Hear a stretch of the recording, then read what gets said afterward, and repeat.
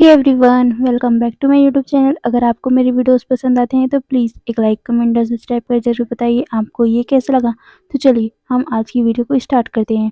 तो पिछले पार्ट में हमने देखा था हमारी वांग जी और विंग जैंग मैंशन में गए हुए थे क्योंकि हमारी जैंग चैंग का हमारे जैंग चैंग का रिश्ता तय हुआ था। इसीलिए वो दोनों उस दिन वहीं रुक गए थे। और साथ में मैडम यू ने वांग जी से ये भी पूछा था कि उसको कैसा रूम चाहिए। शादी के बाद वो यहीं आने वाला है ना। वांग जी शर्माते हुए अपना सर नाम में नोट करते हुए कहता है कि मुझे नहीं पता। पर विंग मजाक करते हुए कहता है मुझे मेरा रूम मेरे बनी के जैसा एकदम डिट्टो बनी चाहिए। ये सुनकर मैडम यू कहती है ओके ठीक है, मैं बनी के स्टाइल में बनवा दूंगी। पर वांग जी जब ये सुनता है वो विंग की तरफ देखता है और साथ में सारे लोग हंसने लगे थे। वांग जी कहता है विंग ऐसा थोड़ी ना अच्छा लगेगा, हम दोनों बड़े हो गए हैं और हमारा रूम बनी के स्टाइल में रहेगा, अच्छा नहीं दिखेगा ना। विंग कहता है तो ठीक है, हम हमारे बच्चे होंगे उसके लिए कर देंगे। ओके, ये बोलकर वो वांग जी को टीज कर रहा था। वांग जी जब ये सुनता है ना वो सबकी तरफ देखता है और वो शर्म के कारण अपने सर को नीचे कर लेता है। मैडम यू कहती है ओ उसकी तुम फिक्र मत करो, मैं जब अपने पोता पोती आएगी ना उसके लिए तो मैं अलग सा स्पेशल रूम बनवाऊंगी। वांग जी अपना सर ही नीचे करके बैठा हुआ था क्योंकि उसे बहुत ज़्यादा शर्म आ रही थी। विंग उसके कानों में कहता है वैसे हमें ना जल्दी करना पड़ेगा क्योंकि मेरे मम्मी पापा को सब्र नहीं हो रहा है। वांग जी को और भी ज़्यादा शर्म आ रही थी। वो विंग के हाथों में पिंच कर देता है। विंग अपने हाथों को रब करते हुए बोलता है लेंजन ये क्या किया तुमने। ये बोलकर वो अपने हाथों को रब कर रहा था। लेंजन कहता है विंग मुझे सोना है। माँ पापा क्या मैं सोने जाऊँ। ये बोलकर वो मैडम यू और जैंग फैमिली की तरफ देखता है। दोनों अपना सर नोट करते वो भी हंस रहे थे। विंग उसे ले जाते हुए बोलता है हाँ हाँ चलो। ये बोलकर वो उसके रूम की तरफ मतलब जैंग चैंग और विंग के रूम की तरफ जा रहा था। पर जैंग चैंग कहता है ओ इडियट वो मेरा रूम है। पर विंग उसे चिढ़ाते हुए बोलता है अब से वो मेरा और लैंसन का रूम है। ये बोल वो लैंसन को उसी रूम में ले जाता है। जैंग चैंग मुंह बनाते हुए कहता है माँ अब मैं कहाँ रहूँगा। मैडम यू कहती है आज तो हम गेस्ट रूम में एडजस्ट कर लो ना। जैंग चैंग अपना मुंह बना लेता है और फिर जाकर गेस्ट रूम में सो गया था। ऐसे ही एक दो दिन निकल गए थे। विंग अपने दोस्तों से पूछ रहा था कि क्या हुआ, तुम्हें उन नंबरों के बारे में कुछ पता चला। वो नी हुसैन से पूछता है कि क्या हुआ, तुम्हारे गगन ने बताया। नी हुसैन अपना सर नाम में नोट करते हुए बोलता है नहीं, गगन ने अभी तक कुछ नहीं बताया है, शायद उन्हें अभी तक कुछ पता नहीं चला हो। विंग कहता है ओह यार मुझे जल्दी पता लगवाना है, ये केस इतना लंबा क्यों जा रहा है। ये केस को चलते हुए पूरे 4 से 5 महीने हो चुके हैं। विंग ये बोलकर सोफे में बैठा हुआ था। तभी वो बोलता है मैं और इंतज़ार नहीं कर सकता। ये बोल वो नी मिंजू को कॉल कर देता है और फिर नी मिंजू से बात करते हुए कहता है क्या आपको पता चला उस बारे में। नी मिंजू कहते मैं वहीं आ रहा हूँ। ये बोल उन्होंने कॉल रख दिया था। विंग उनका इंतज़ार करते हुए जेंग जेंग के रूम में ही बैठा हुआ था।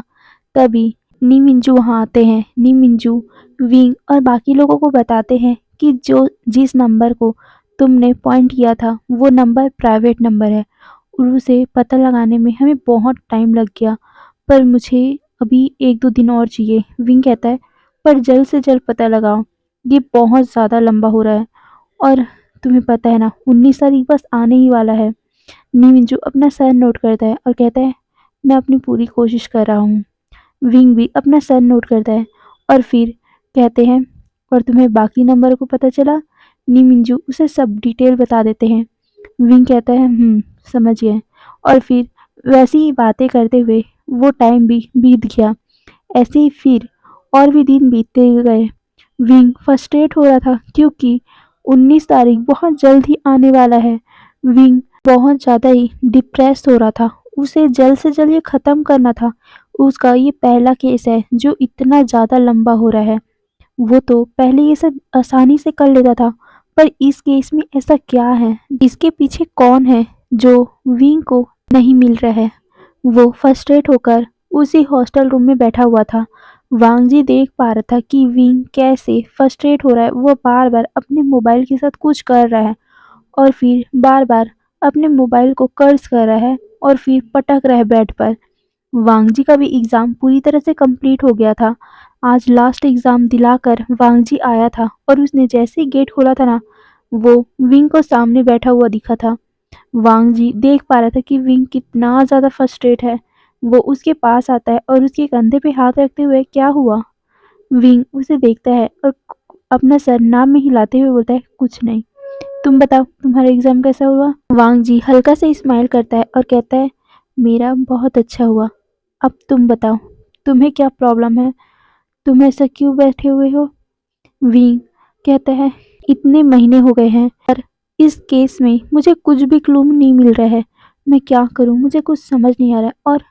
और मैंने उसमें पढ़ा था कि 19 तारीख को 5 लड़कियों को किडनैप होने वाला है। 5 लड़कियां। लैनसन, तुम्हें पता है ना, मुझे डर लग रहा है कि मैं उस टाइम कर पाऊंगा कि नहीं। उन 5 लड़कियां को मैं बचा पाऊंगा कि नहीं।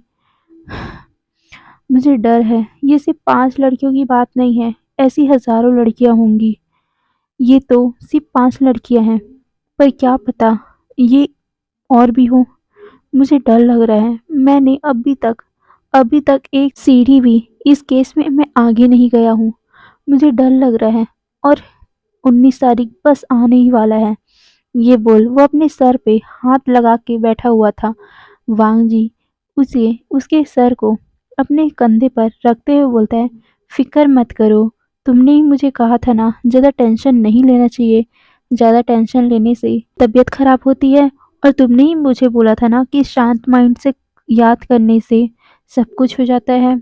विंग वांग जी की आंखों में देखता है और कहता है, हाँ, पर ये बोलकर वो वांग जी को ही देख रहा था। वांग जी उसके होठों पे एक लाइट सा किस करते हुए बोलता है, विंग शांत रहो और देखो, अगर शांति से सब कुछ देखोगे ना तो तुम्हें एक एक चीज आसानी से पता चल जाएगा। विंग वांग जी की बात समझता है और फिर कहता है, पर ये बोलकर वो एक शाय करता है और कहता है, मैं शांत रहूंगा। तभी वांग जी कहता है, चलो फिर। विंग कहता है, कहाँ? वांग जी उसके कहता है, अरे, तुमने मुझे बोला था ना कि मुझे माइंड फ्रेश करने के लिए कहीं घूमना चाहिए। तुम भी चलो, आज हम घूमने चलते हैं। डेट पे हमने कितने दिन पहले डेट किया है, तो चलो आज हम डेट पे चलते हैं। विंग उसे देख रहा था। वांग जी कहता है, अरे चलो ना। ये बोल वो विंग का हाथ पकड़ के सीधा हॉस्टल के रूम से बाहर निकलता है और फिर वो उसे लेकर जेंग चेंग के घर जाता है। जेंग चेंग और सारे दोस्त वहीं पर बैठकर अपने काम कर रहे थे। जेंग चेंग देखता है कि वहाँ विंग और वांग जी आए हुए हैं। वो दोनों को अंदर बुलाता है। वांग जी जेंग चेंग को देखते हुए बोलता है, जेंग चेंग, आप ही देखो ना इसे, ये कितना ज़्यादा स्ट्रेस ले रहा है। देखो इसके आंखों के नीचे में डार्क सर्कल आ गए हैं। मैंने इसे बोला है कि हम घूमने चलते हैं, आप ही इसे मनाओ ना। ये बोल वो विंग को अपने साइड में बैठा लेता है। जेंग चेंग विंग को देख रहा था कि विंग कितना ज़्यादा स्ट्रेस है, इसीलिए वो भी कहता है उसके कंधे पे हाथ रख के, विंग ज़्यादा टेंशन मत लो, हम कर रहे हैं ना कोशिश। विंग कहता है, कोशिश कोशिश तो हम भी कर रहे हैं ना, पर कोशिश से होगा क्या? हमें प्रूफ चाहिए, उस चीज़ को रोकना है हमें। 19 तारीख बस आने वाला है। मुझे टेंशन हो रहा है उस बारे में। ये बोलकर वो सारे लोगों को देख रहा था। फिर से वो नीहू सेन से कहता है, नीहू सेन, तुम्हें कुछ क्लू मिला? तुम्हारी गगा को कुछ क्लू मिला? नीहू सेन अपना सर नोट करता है और कहता है, नहीं, पर बाकी लोग जितने भी नंबर तुमने बताए थे, उन सारे नंबरों के बारे में हमें पता चल गया। वो सारे वैन कॉर्पोरेशन में काम करते हैं और जिस नंबर को तुमने लास्ट में पॉइंट किया था, उसे गगा ढूंढ रहे हैं। और मुझे नहीं पता गगा को ये मिला कि नहीं, क्योंकि वो प्राइवेट नंबर है। विंग ये सब सुन रहा था और वो अपने सर पे हाथ लगाकर पीछे सोफे पर टिका लेता है। वो एक गहरी सी सांस लेता है। तभी वांग जी उसके हाथ में हाथ रखता है और कहता है, विंग, तुम शांत रहो ना, चलो हम घूमने चलते हैं। उसके बाद जब शांत हो जाओगे उसके बाद काम करना तुम। विंग उसे देखता है और कहता है, वो दोनों तैयार हो जाते हैं अपने लड़के वाले ड्रेस में और फिर जैसे ही वो निकलने वाले थे तभी गेट पर किसी ने नॉक किया। जैसे ही विंग ने गेट खोला वो देखते हैं कि सामने नीमिंजू खड़े हैं। विंग उसे देखकर कहता है, नीमिंजू आप? नीमिंजू उसे साइड करता है और कहता है, मैं तुम्हें ही बुलाने वाला था। मुझे पता चला कि तुम यहीं हो, इसीलिए मैं यहीं आया गया। ये बोल वो सामने जाकर सोफे में बैठ जाता है और कहता है, विवस्वान, हमारे मेहनत का हमें फल मिलने वाला है। विंग कहता है, मतलब क्या है आपका? नी मिंजू कहते हैं, हमें क्लू मिल गया। विंग ये सुनकर खुश हो गया था। वो वांग जी की तरफ देखता है, वांग जी विंग की तरफ, और बाकी लोग भी बहुत खुश हो गए थे। विंग उसके पास जाकर बैठते हुए कहता है, क्या क्लू मिला है? क्या हुआ है? मतलब आपको पता चल गया क्या? नी मिंजू उसे कहते हैं, शांत हो जाओ, मैं बताता हूँ। फिर नी मिंजू अपना लैपटॉप खोलते हैं और उसमें बताते हैं, देखो, जिस प्राइवेट नंबर को तुमने देखा था और तुमने जो प्राइवेट नंबर बताया था वो वैन चाओ का है, और वैन चाओ वैन कॉर्पोरेशन के बड़े, मतलब वैन रूहान का बड़ा बेटा है। हाँ, वैन कॉर्पोरेशन के बड़ा बेटा। इसका ही दूसरा नंबर है ये प्राइवेट नंबर उसी वैन चाओ का है। विंग कहता है, वाओ, मतलब वैन कॉर्पोरेशन इससे मिला हुआ है। मैं अब अगला क्लू वैन चाओ ही बताएगा। ये बोलकर वो स्माइल करता है और वो कहता है, थैंक गॉड, फाइनली अब हमें पता चलने वाला है। ये ये केस सॉल्व होने वाला है। बस अब हमें वैन चाओ के बारे में पता करना है और उससे हमें जानकारी लेना पड़ेगा कि कौन सी जगह 19 तारीख को ये लड़कियां किडनैप होने वाली है और कहाँ भेजने वाले हैं। सारे एग्री करते हैं और विंग फिर सबको बोलता है, तो प्लान क्या है और क्या करना है? सारे लोग प्लान को डिस्कस करने लगते हैं और वहीं, मतलब वैन चाओ को क्या क्या चीज़ पसंद है और उसके बारे में सारे इन्फॉर्मेशन भी निकालने लगते हैं। तभी वांग जी कहता है, तुम लोगों ने उसका पूरा इन्फॉर्मेशन निकाल लिया, पर तुमने उसे देखा है? विंग कहता है, हाँ, मैं भी भूल गया था उसका फोटो। तभी नी हुसैन अपने लैपटॉप में वैन कॉर्पोरेशन के बड़े बेटे को सर्च करता है, मतलब वैन चाओ को। वो वैन चाओ का फोटो सारे लोगों को दिखाते हुए बोलते हैं, ये देखो, ये है वैन चाओ। ये बोलकर वो सारे लोगों को दिखाता है। विंग उस फोटो को देखकर शॉक हो गया। वो कहता है, ये, इसे तो मैंने देखा है। सारे लोग उसकी तरफ देखने लगे। विंग कहता है, हाँ, ये वही है। ये बोलकर वो पॉइंट कर रहा था। तभी जैंग जैंग कहता है, कौन? विंग कहता है, उस बार में जो जिसने मेरे हाथ से मोबाइल छीना था, वो यही है। मैं उसका फेस भूल नहीं सकता। ये बोलकर वो इसमें पॉइंट कर रहा था और कह रहा था, ओ शिट, मैं इतने करीब था उसके। ओ नो, उसने तो मेरा फेस देख लिया होगा। उसे तो शक भी हो गया होगा हमारे ऊपर। ये बोलकर वो सारे लोगों को देखता है। तभी जैंग जैंग उसके कंधे पे हाथ रखते हुए बोलता है, नहीं, शक नहीं हुआ होगा शायद तक, क्योंकि तुम तो लड़की वाले गेटअप में गए थे ना। विंग कहता है, हाँ, पर उस टाइम मेरा विग भी तो निकल गया था। सारे लोग थोड़ा सा सीरियस हो गए थे। तभी नी मिंजू कहते हैं, तो उसने तुम्हारा फेस देखा है बिना विग के? विंग कहता है, नहीं, उसने बिना विग के तो नहीं देखा, पर शायद वहाँ के सीसीटीवी कैमरे से मुझे पता, मतलब मेरा फेस पता कर लिया हो। सारे थोड़ा सा और भी ज़्यादा कंसर्न होने लगे। तभी विंग कहता है, पर मैंने जब विग निकला था तो अपना फेस छुपा कर भागा था। नी मिंजू कहते हैं, तो कोई मतलब ज़्यादा परेशानी की बात नहीं है, क्योंकि मैंने देखा था वहाँ अच्छे से सारे कैमरे को भी नोटिस किया था। वहाँ के कैमरे सिर्फ बैग को दिखा सकते हैं, मतलब एंट्रेंस भी जहाँ पर गार्ड्स हैं वहाँ पर कैमरे रोड की तरफ लगे हुए हैं। वहीं अंदर पे शायद गेट की तरफ लगे हुए, मतलब हमारा फेस जब आते हैं उस बार में एंट्री कर दे तब हमारा फेस दिखता है और जाते टाइम हमारा बैग दिखता है, मतलब तुम्हारा फेस वो नहीं देख पाए होंगे। विंग कहता है, हाँ, पर उस वैन चाओ ने तो मेरा फेस देखा होगा ना। तभी वांग जी कहता है, नी मिंजू, आप जो कह रहे हो मुझे समझ आ गया है। आप जो कह रहे हो उसका मतलब है उसने सिर्फ विंग का लड़की वाला फेस देखा होगा, लड़के वाला फेस नहीं ना। नी मिंजू अपना सर नोट करते हुए बोलते हैं, वैसा ही। ये बोलकर वो सारे लोगों को देखता है। सारे ऐसे ही चीट चैट कर रहे थे। तभी विंग कहता है, तुम लोग जल्द से जल्द इस वैन चाओ के बारे में अच्छे से और पता करो और ये कहाँ मिलेगा अकेले, ये भी पता करो। सारे लोग अपना सर नोट करते और फिर जल्द से जल्द उसे ढूंढने के लिए अपना सारा लैपटॉप और उसके लिए जो जो सामान चाहिए रहता है वो सारे निकाल कर बैठ गए। सारे वैन चाओ को डिटेक्ट करने लगे। शुयांग उसका रियल नंबर देखने लगा, तो वहीं जैंग चैंग उसका पता लगाने लगा, तो वहीं नी हुसैन जो भी उसके मोबाइल को ट्रैक कर सकता है वो करने लगा। वहीं वैन निंग ये पता करने लगा कि वो कहाँ कहाँ जाता है और कहाँ कहाँ वो अकेले रहता है और कहाँ कहाँ उसको क्या क्या करना होता है, वो सारा चीज़ वो वैन निंग निकाल रहा था। विंग भी उसको अच्छे से मतलब उसके बारे में अच्छे से पता करने के लिए अपना लैपटॉप खोल के बैठा हुआ था। वांग जी सारे लोगों को देख रहा था कि वो अपने काम में इतना ज़्यादा लगन होकर बैठ गए हैं। वांग जी बस उन लोगों को देख रहा था और फिर वो किचन में जाकर सारे लोगों को पानी देता है, उसके लिए कुछ खाने को लाता है, क्योंकि 2 घंटों से पूरे वो सभी अपने काम में लगे हुए हैं, न खा रहे हैं न पी रहे हैं, चुपचाप अपना काम कर रहे हैं। वांग जी उन लोगों को मतलब उन लोगों के लिए खाने के लिए ला रहा है, पीने के लिए ला रहा है। विंग उसे देखकर स्माइल करता है और फिर अपने काम में लग गया।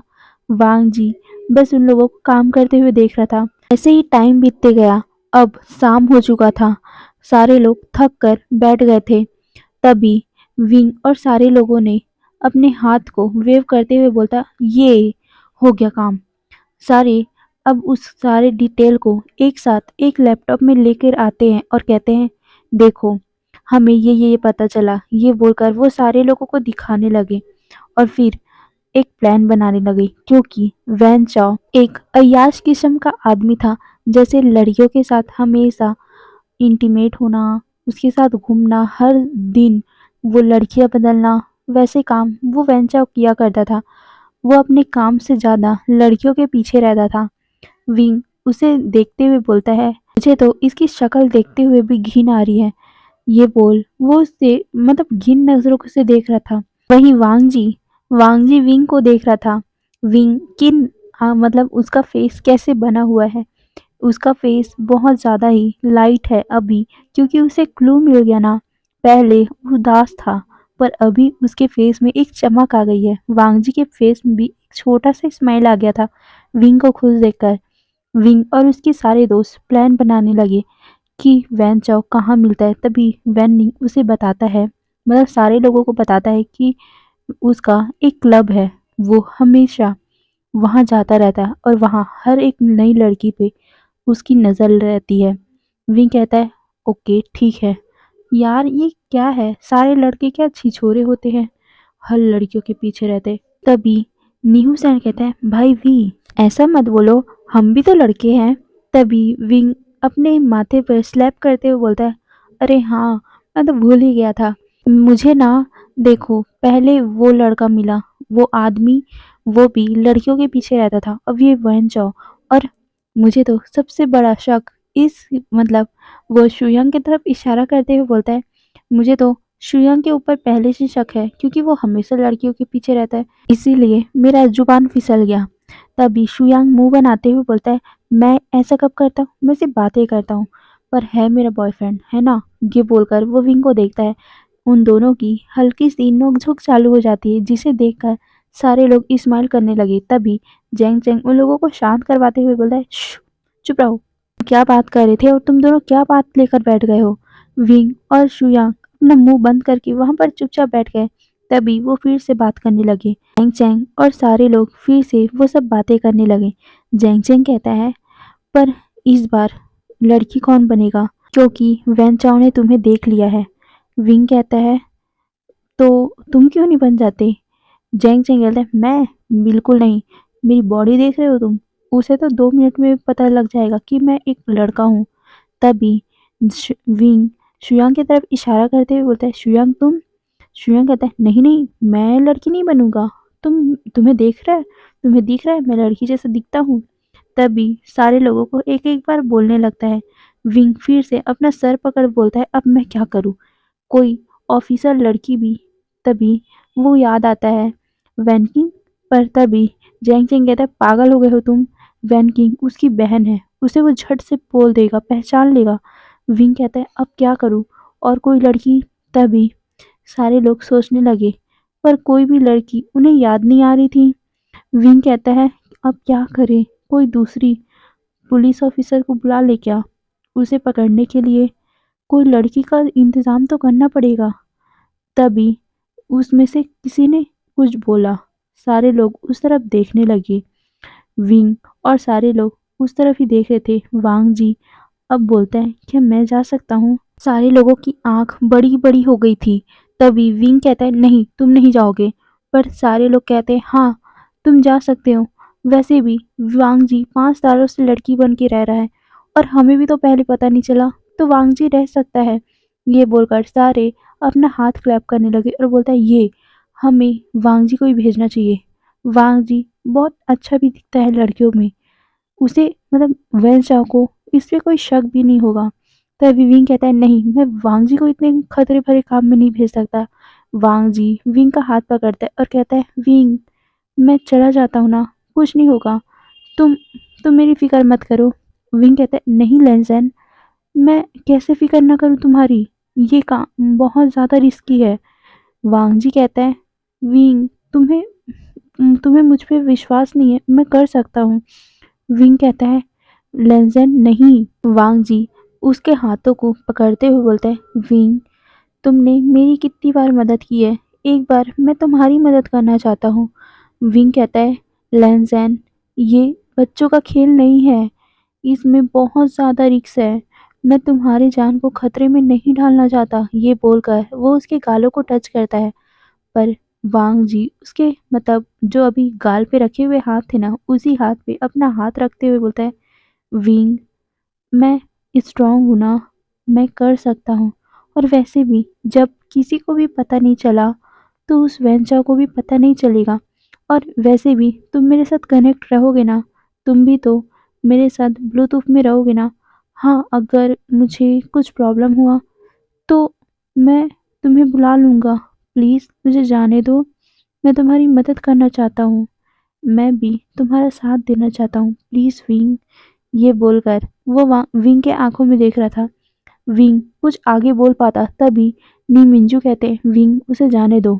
विंग नी मिंजू की तरफ देखता है। नी मिंजू कहते हैं विंग, तुम्हें पता है ना, अभी हमें कोई भी लड़की नहीं मिलेगी, और पुलिस ऑफिसर तो बिल्कुल नहीं, क्योंकि पहले तुम्हें पता है ना, पहले जब इस काम में पुलिस ऑफिसर लड़की गई थी, सारे लोगों ने उसका क्या हाल किया था। पर वांगजी एक लड़का है, तो उस पे कोई फर्क नहीं पड़ेगा उतना। वांगजी भी अपना सर नोट करता है, पर विंग थोड़ा सा घबरा रहा था और कहता है नहीं, अगर वो उस लड़कियों के साथ वो सब कर सकता है, तो मैं वांगजी के ऊपर रिस्क नहीं लेना चाहता। ये बोल वो वांगजी के हाथों को स्क्वीज कर रहा था और कह रहा था मैं लैंजन को खतरे में नहीं डालना चाहता। ये बोल वो लैंजन की आंखों में देखता है, पर वांग जी उसे कहता है विंग प्लीज ना, मुझे जाने दो ना, मैं कर सकता हूँ, मैं स्ट्रांग हूँ, मैं स्ट्रांग हूँ, मैं। ये बोलकर वो विंग के आंखों में देखता है। विंग ना बोलने ही वाला था कि तभी वांग जी कहता है विंग, तुम्हें मेरी कसम है, मुझे जाने दो, मुझे तुम्हारी मदद करना है। ये बोलकर वो विंग के आंखों में देखता है। विंग जब ये सुनता है ना कि वांग जी ने उसे कसम दी, वो चुप हो गया और उसने अपनी आंखों को फेर लिया था। वांग जी को पता चल गया कि विंग गुस्से में है। वो उसे कुछ बोल पाता कि विंग उठ गया और कहता है ठीक है, तुम्हें जो करना है ना करो तुम लोग, पर अगर वांग जी तुम्हें कुछ हुआ ना, मैं। ये बोलकर वो सबको देखता है और फिर वांग जी को, और फिर कहता है मैं तुम दोनों को और सबको बिल्कुल माफ नहीं करूंगा। ये बोल वो वहां से जाने लगा। वांग जी भी उसके पीछे पीछे जाने वाला था, तभी जैंग चेंग उसे रोकते हुए बोलता है लेंजन रुक जाओ, वो अभी गुस्से में है, उसका गुस्सा तुम पर फूट जाएगा।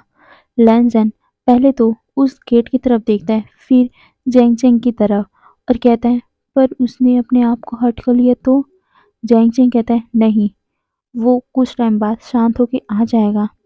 वांग जी अपना सर नोट करता है और फिर वहीं पर उन लोगों के साथ बैठ गया। ऐसे ही टाइम बीतते जा रहे थे। अब रात होने वाली थी। वांग जी को बहुत ज़्यादा घबराहट हो रही थी, क्योंकि विंग अभी तक आया नहीं था। वो बार बार गेट की तरफ ही देख रहा था। सारे लोग अभी भी काम पे लगे हुए थे। वांग जी गेट के पास जा जाके बार बार देख रहा था, पर तभी जैंग जैंग और बाकी लोग कहते हैं वांग जी टेंशन मत लो, वो आ जाएगा। पर वांग जी को बहुत ज्यादा घबराहट हो रही थी, इसीलिए वो उन लोगों को छोड़कर बाहर जाने लगा। पर तभी बाहर से विंग आता है। विंग के हाथों में कुछ सामान था।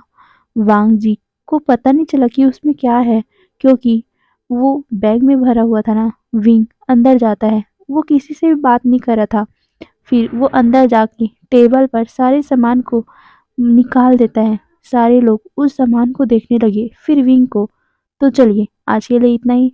तो कल के पार्ट में देखेंगे ऐसा क्या लाया है विंग ने, और सारे लोग शॉक क्यों हैं। तो आज के लिए इतना ही, और कल देखेंगे। Bye bye.